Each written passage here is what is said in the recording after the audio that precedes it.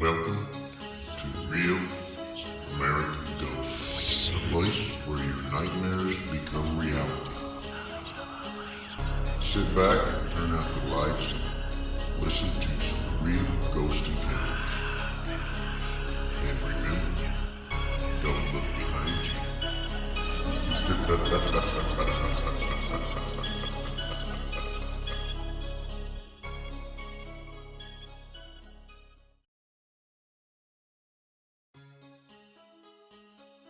Many times when we watch TV, it always looks exciting and glamorous. And some will actually try imitating the things they see, regardless of how dangerous it might be. And sometimes they are not aware of the dangers until it's too late. My name is Craig, and I am from Boston, Mass. I have been interested in the paranormal ever since I was a kid. I loved watching all the ghost hunting shows on TV, especially Taps, because they were the first show I'd heard of showing real investigations. There was a group of us that would get together every week and watch the show, and we thought we were learning how to be ghost hunters ourselves. We watched faithfully for over a year until we decided we wanted to start a ghost hunting group ourselves. Each of us would buy different equipment that was needed: EMF detectors, REM pods, and night vision cameras. Pretty much everything you can imagine. And then we started to ask our friends if they knew of anyone who lived in a haunted house or any place we could investigate. We started going to cemeteries and were getting EVPs and pictures of orbs and phantom mists. And that just pulled us in even more, and eventually led us to a house that would change my life. A friend had told us about a girl he knew that was having problems in a house she had rented, and I contacted her about investigating. She was so relieved to have someone come in and try to deal with this situation. We went to her house, and the investigation went really well. And then we blessed the house and each room with sage and prayers. A few days later, she called to tell me the activity had stopped and the house felt better than it ever did. I was so glad we could help her, but I never imagined that my nightmare was just starting. It was barely noticeable at first. You would hear a tap or something would be moved out of place that you know it was there before, or catching something moving out of the corner of your eye. But I would dismiss it because the thought of something being in the house never crossed my mind. I still lived at home at that time. I was 19 and my relationship with my mom was great. My dad had passed away when I was 12, and so my bond with my mom grew stronger. I didn't start to suspect anything was wrong until about 3 weeks after that investigation, when I was home in my bedroom.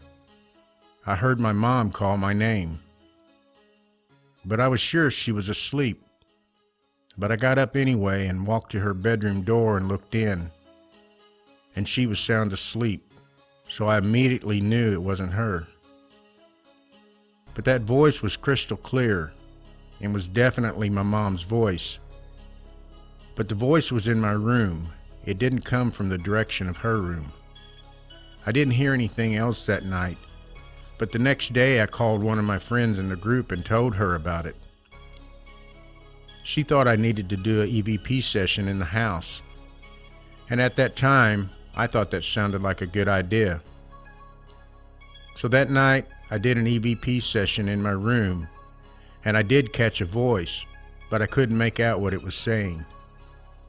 I did a few more, and the last one that I did, I captured a voice saying my name. I thought that was really cool, and it didn't alarm me that I was interacting with something in my house. I started doing these EVP sessions every night, asking for a name, and eventually it said David. David was my dad's name. So I asked, "Dad, is that you?" and I got a voice that said yes. I became really emotional at this point. But I need to stop here and point out a pattern to you, that these beings, whatever they are, maybe demonic, operate just this way. They gain your curiosity by doing little things, and then more and more they will draw you in, and may pose as a loved one if they think they can open you up to them. That is what was happening to me. After hearing that EVP, I tried talking more, but I didn't get anything else that night. But I was determined to talk to my dad again. I didn't tell my mom or anyone about this, which is something else they will do. They will separate you and get you isolated so they can begin to manipulate you more. Every night I would do EVP sessions trying to contact my dad, but never heard from him again, if it was him at all. But I did start to hear strange responses, laughing, different people saying my name, and then a really creepy voice saying, "I'm here." I still was not worried, but I guess that was part of all this, me not understanding what was happening. I started to have dreams of people standing over me while I slept, and one night I woke up to a figure standing in the corner of my room. I could see it even though it was just an outline, but then I became aware that it was looking at me. I could see its eyes and they began to glow. Not real bright, but just enough to see them. I rolled over and turned my light on beside my bed, and there was nothing there. I was scared now. I knew that something was there, and I had probably brought something home. Here I was, the so-called ghost hunter, and now I was being hunted. It started to get very heavy in the house, and it seemed my mom and I were both getting angry at each other, and that was not us. Before this, I can't even remember the last time my mom ever raised her voice. At night, I would hear scratching noises that sounded like they were in the walls. I know that sounds like a movie, but it was real, and it was scaring me. Mom asked me one morning if I was walking up and down the hallway at night. I had heard that too. One evening, I was in my bedroom when I heard the water running. I knew Mom wasn't home. I didn't even go in there. I was too scared. A few days later, I was at work when I got a call from my mom. When I answered the phone, she said, "Where are you?" And I told her I was at work. She became a little angry and said to stop fooling around and come in the kitchen. I said, "Mom, I'm at work." She said, "I just saw you go in the bedroom." I told her I was coming home. I told my boss I had to go home, and when I got there, my mom was sitting outside on the porch. I walked up and she said, "Craig, I saw you in the hallway, and I asked you what you were doing home. You smiled at me and walked in your bedroom. When I went in, you wasn't there. That's why I called you. I thought you were playing a joke. But you had on different clothes than what you do now." I said, "What was I wearing?" She said, "Your blue hoodie and jeans." I was shocked. That is exactly what I was wearing the night of the investigation. I knew I had to do something because it had now shown itself to my mom, and I was afraid it was going to target her. We went in the house and I told her all about it. She said, "I told you not to mess with that. It's not TV, Craig. This is real life." She was right, and now I had a problem, and I didn't know how to handle it. I was walking towards the kitchen when suddenly I was punched right in the back of the head, and it literally knocked me to the ground. I don't remember anything after that, but my mom said I started to jerk like I was having a seizure. My mom said she was trying to hold me down, but a voice that was not mine started calling her awful names and saying things I cannot even repeat. She called an ambulance and they took me to the hospital. And of course the doctors found nothing wrong and said that people can have seizures for no apparent reasons. But I knew it was not a seizure, but it was an attack. My mom contacted our priest. At that time I was not a religious person, but she was. He came to the house the next day and talked with me. I told him everything that had happened. He said without a doubt something had attached itself to me. I asked him if I was possessed, and he said no, not yet anyway. He said he would bless me, my mom, and the house, and hopefully that would drive away whatever this was before it got a hold. He asked me if I believed in God. I said I wasn't sure. And he said, well, you better figure it out fast because you're going to need faith. I told him about saging the woman's house and saying prayers, and it worked. And he said, you didn't do anything. It just decided to leave with you.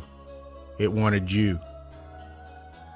So I asked God right then to help me have faith, and the priest blessed the house, my mom, and me. The atmosphere changed. It became lighter feeling.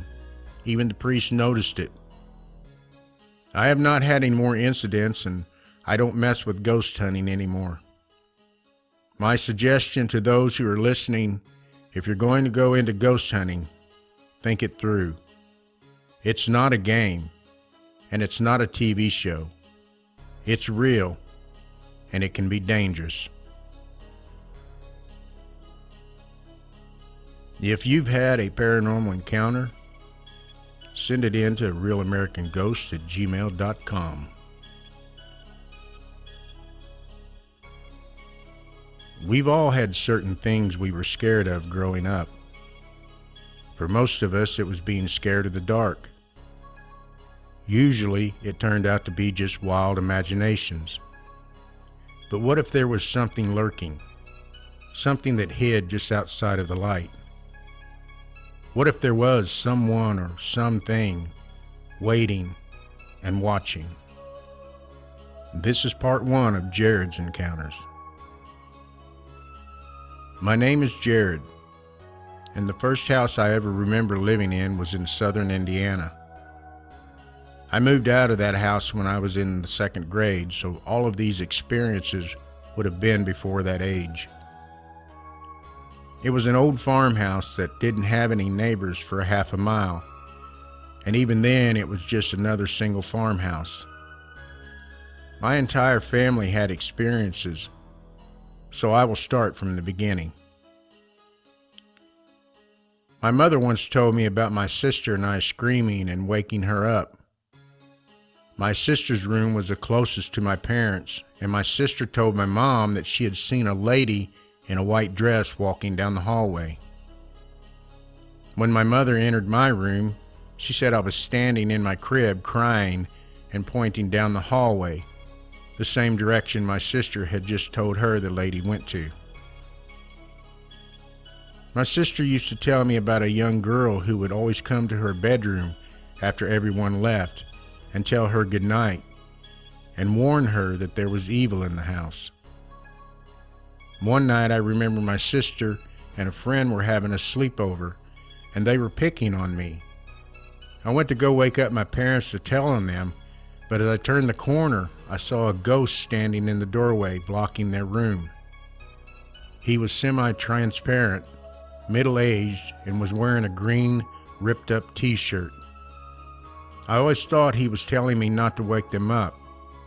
Maybe he was a father before he passed.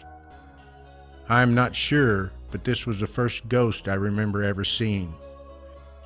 My dad was always a skeptic, but there was one event that I believe changed his mind. One night as my parents were in bed, my mom said she felt something crawl under the covers at the foot of her bed. She said she felt something small crawling in between them. She asked my dad, "Do you feel that?" To which he replied that he did, and they both jumped out of the bed, but there was nothing under the covers. She said it would have been the size of a child. I remember we had a babysitter ask me what I was doing one night with a string and a bunch of old cans. I told her I was making a ghost trap. She never came back. One evening I was taking a bath, and I remember getting out of the tub naked and opening the door to ask my mom for a towel. Looking back now, this is funny to me because I remember the towels being inside the bathroom right next to the door. Anyway, I opened the door and remember seeing a girl walk in front of me with pigtails and a plaid dress on. She walked left to right into a dark room and never once looked my direction. I was scared, but I remember being more embarrassed that a girl saw me naked. That wasn't the last time I saw her. One day during elementary school, the teacher was calling us up to her desk to individually pick an assignment. Out of nowhere, I see the girl again. She grabbed a transparent piece of paper off the teacher's desk and started walking to the center of the room while reading it. I looked at all my classmates, but no one seemed to have seen her. I like to think this girl was also the one my sister always talked about in her bed at night. The craziest incident at this house didn't even happen to me. It happened to my mom. According to her, one day she woke up an hour before everyone else, like she always did. She went downstairs, and as she was walking into the bathroom, she heard a weird voice say, "Good morning, Janet." She spun around quickly and saw one of my sister's dolls sitting on a couch and staring at her. My mom then realized that the voice sounded a lot like the talking doll's voice. I can't speak for any of that, but I can tell you what happened when I woke up. I remember my mom crying, my dad looking notably stressed out, and my sister was crying because my dad had thrown the doll down into the basement. I clearly remember looking down the basement steps and seeing the doll splayed out, laying on its stomach. That night, my dad took the doll outside and chopped it up and burned it. Now remember, he was a skeptic, but something scared him and my mom enough to where he felt that this was the reasonable option to get rid of it.